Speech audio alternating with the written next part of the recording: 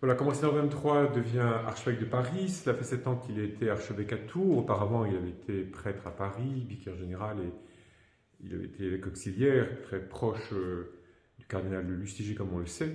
Mais le défi pour lui, donc, en revenant à Paris, c'était de prendre la succession du cardinal Lustiger, cette immense stature, et d'occuper en quelque sorte cette place d'archevêque de Paris, qui avait été tellement magnifiée par le cardinal Lustiger.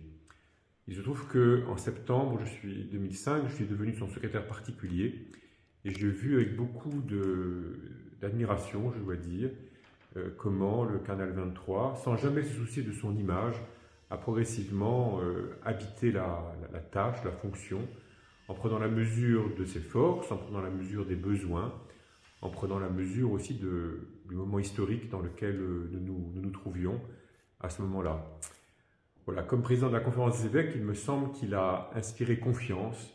Il me semble que l'Église en France, et peut-être même la société française, savait qu'il y avait là en lui un homme dont la parole était mesurée, mais claire, précise, ferme, qui savait s'exprimer au moment où il le fallait, sans fioriture, avec des formules qui faisaient mouche.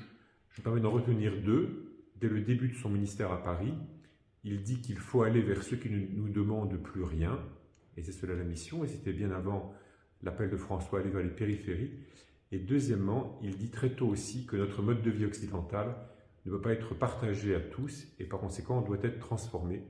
Et c'était bien avant Laudato Si et la COP 21. Il me semble que nous avons là deux intuitions qu'il a portées pendant tout son ministère et qu'il a aidé les catholiques de France et en tout cas de Paris à habiter.